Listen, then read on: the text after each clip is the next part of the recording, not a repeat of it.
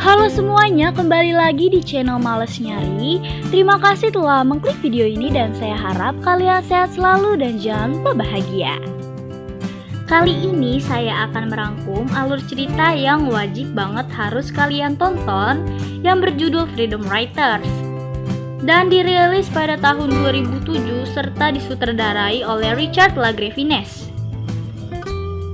For your information, cerita ini diadaptasi dari sebuah novel dengan judul yang sama dan diangkat dari kisah nyata yang menceritakan tentang kehidupan para remaja yang penuh dengan kegelapan dan dirubah oleh seorang pahlawan tanpa tanda jasa. Daripada kalian penasaran, gak usah banyak bicara, langsung aja kita ke alur ceritanya. Cerita dimulai dengan diperlihatkannya kekacauan tentang rasisme di Amerika Serikat. Yang terlihat itu terjadi pada tahun 1992. Dan kita juga diperlihatkan seorang gadis kecil yang melihat tetangganya ditembak oleh seseorang, namun ketika ayahnya berusaha menolong, polisi malah menangkap ayahnya tanpa adanya keadilan. Seketika itu berbagai macam ras berperang demi dirinya dan untuk mempertahankan wilayah kekuasaan.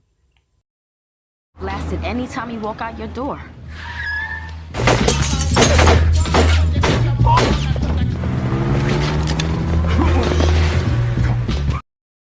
Lalu kita lanjut ke beberapa tahun kemudian, ada seorang guru bernama Erin yang diperankan oleh Hilary Swank akan mengajar di sebuah SMA.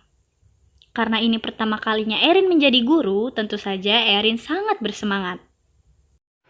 Erin, I think you're And I really want to be here. Erin akan mengajar di ruang 203 yang terlihat berbeda dengan ruang kelas lain. Kelas ini sedikit agak nggak teratur, yang terlihat dengan pajangan yang rusak, serta bangku dan meja pun penuh dengan coretan. Saat bel berbunyi, Erin pun langsung bersiap-siap menyambut muridnya, namun semuanya terlihat tidak memandang Erin. Hi.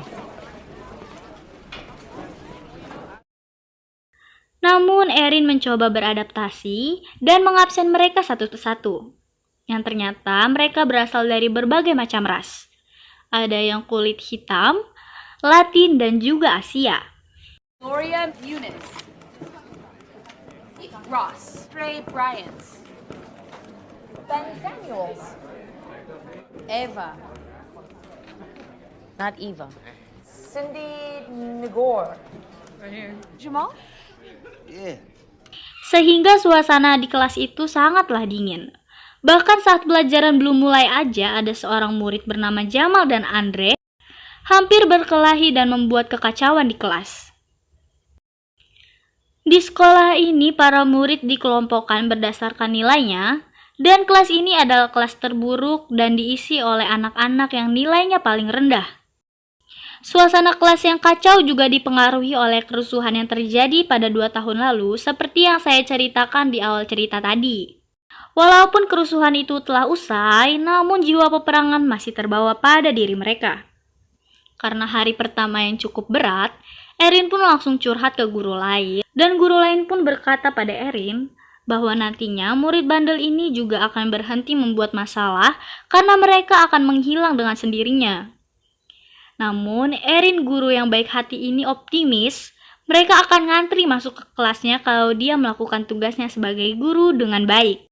Erin selalu sabar menghadapi kelakuan mereka yang benar-benar akhlakles. Cara bercanda Erin pun sering dianggap garing, padahal dia hanya ingin suasana kelasnya nggak tegang. It's like Homer Simpson. Setiap harinya selalu sedikit yang hadir di kelas. Ada yang bolos di tengah-tengah jam sekolah, bahkan ada yang berkelahi di tengah pelajaran.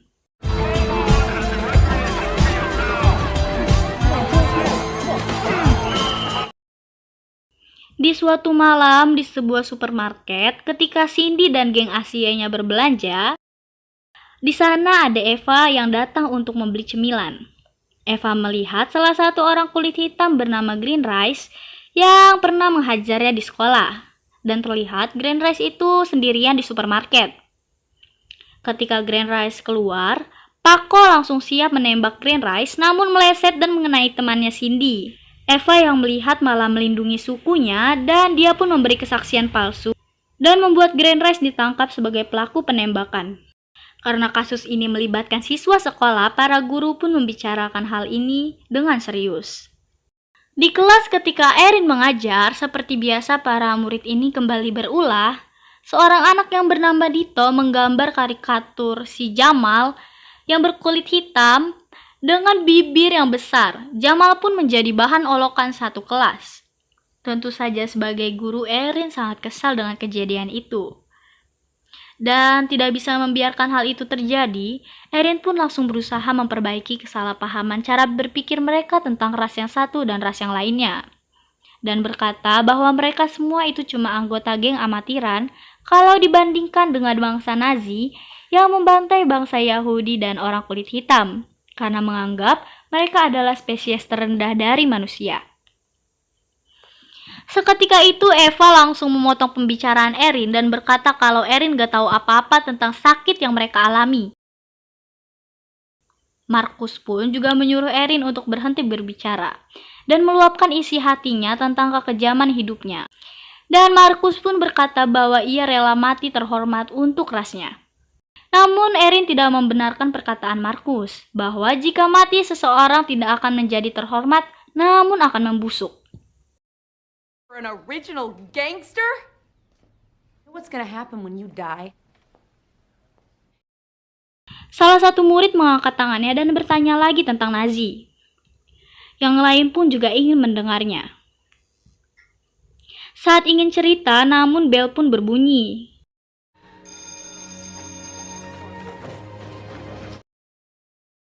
Erin segera menemui Margaret dan berharap Margaret mengizinkan Erin untuk memberikan anak muridnya buku.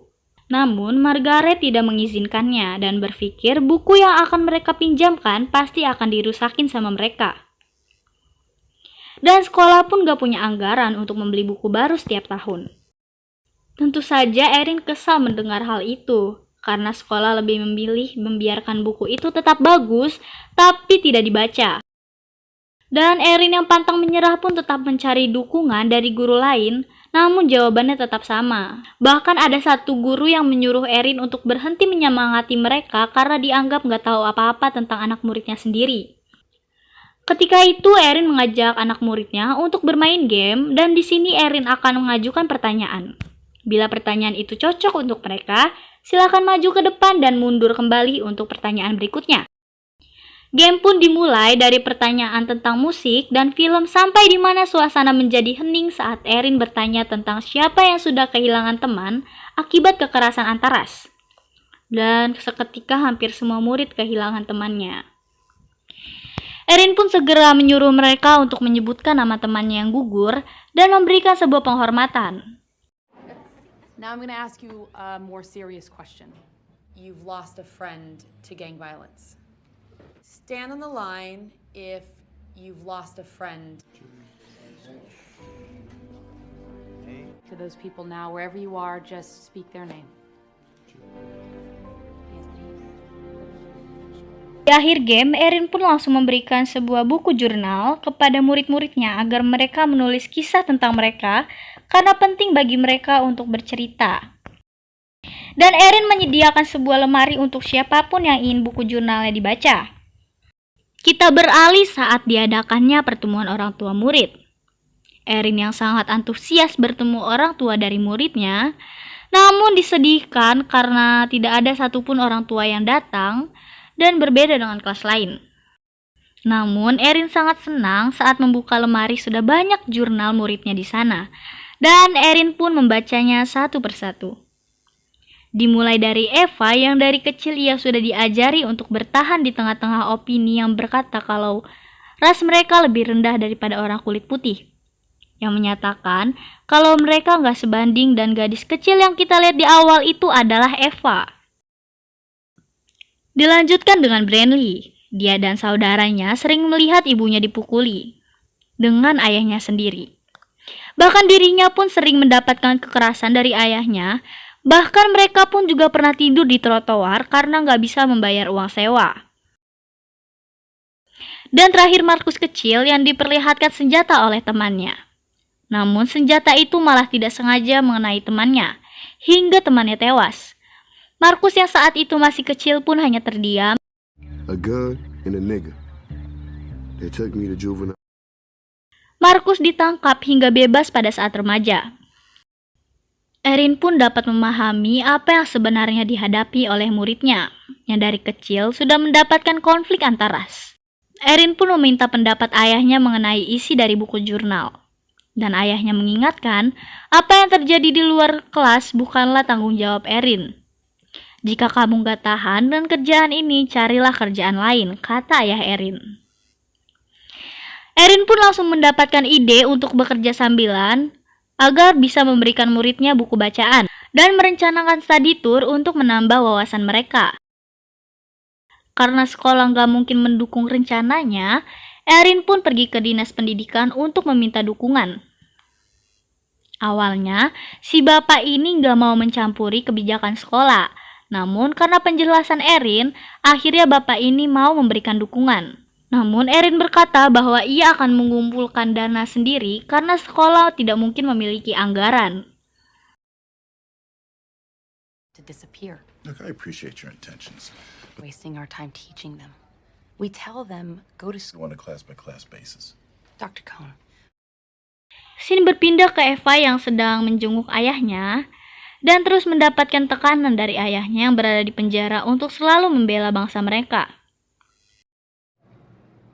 Porque no sabes el siguiente día, porque en una guerra tienes que tomar tus victorias. Pero si tomas suficientes victorias, pierdes. Di awal semester genap, Erin pergi membawa anak muridnya ke sebuah museum, di mana di sana mereka belajar dan melihat dokumentasi dari korban-korban akibat perang.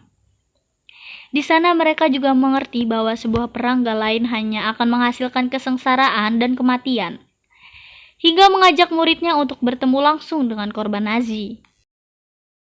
Pengalaman malam itu benar-benar mengubah cara pandang murid ini bahwa perang untuk membuktikan suku atau ras siapa yang paling kuat tidak ada gunanya, malah melahirkan kematian dan kesengsaraan.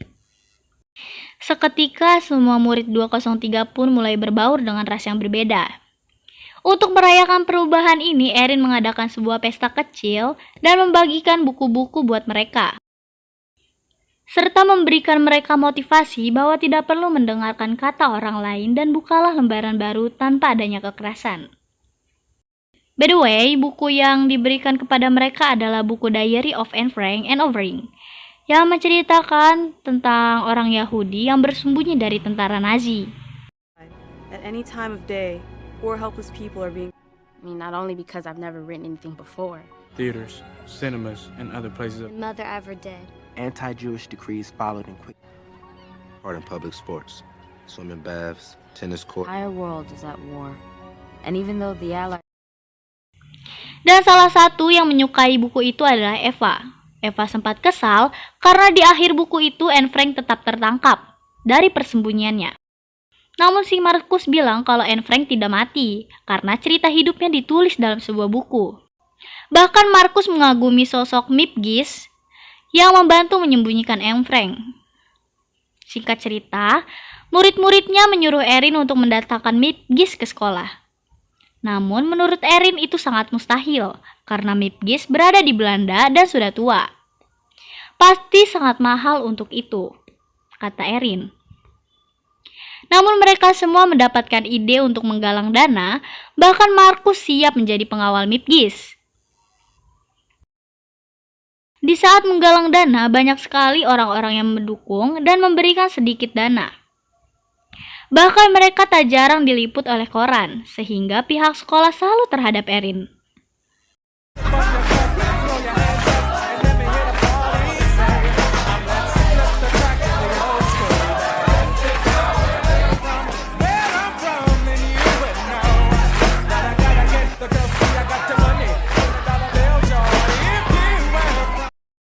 Berkat usaha keras mereka, akhirnya Mip Gish pun sampai di sekolah dan menceritakan kisahnya tentang dia menyembunyikan seorang anak Yahudi bernama Anne Frank. Di masa itu, katanya seseorang akan dibunuh kalau ketahuan menyembunyikan orang Yahudi. Untung saja Mipgis dilepaskan oleh tentara Nazi karena mereka mengenali aksen bicaranya. Dan di akhir pertemuan pun Mipgis berkata, "Menurutku kalian adalah pahlawan dan wajah kalian terukir di dalam hatiku." Your faces are engraved in my heart. You are the heroes.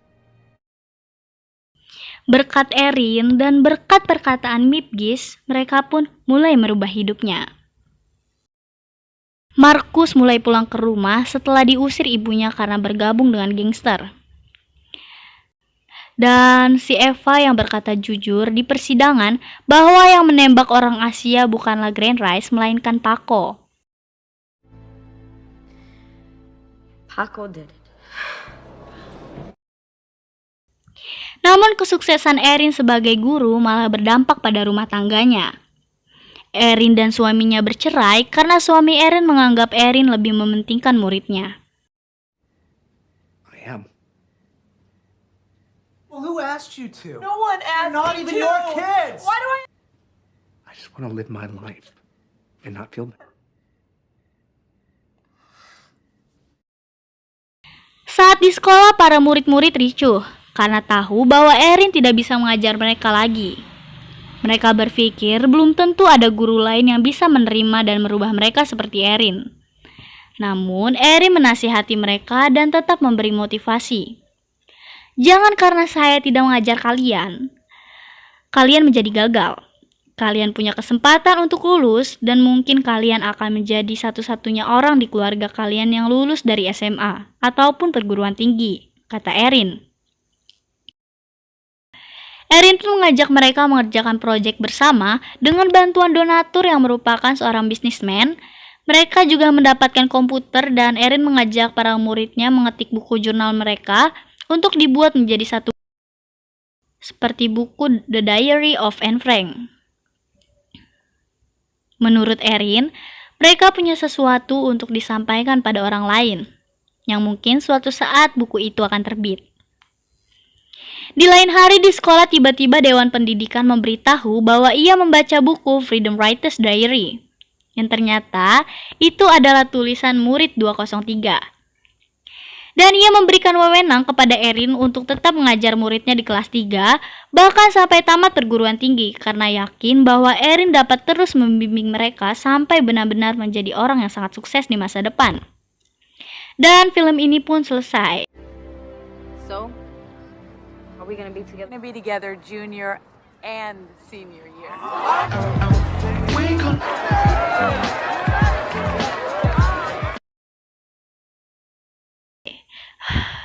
Alhamdulillah. Sangat-sangat impresif guys. Di film ini juga mengajarkan kita untuk gak bosan jadi orang baik. Dan kita juga bisa tahu bahwa kekerasan, rasisme, atau hal semacamnya cuma bisa memecah belah persaudaraan. Dan kita juga akan mati sia-sia. Terima kasih telah menonton video ini sampai habis. Jangan lupa dukung channel ini agar channel ini semakin berkembang. Terima kasih.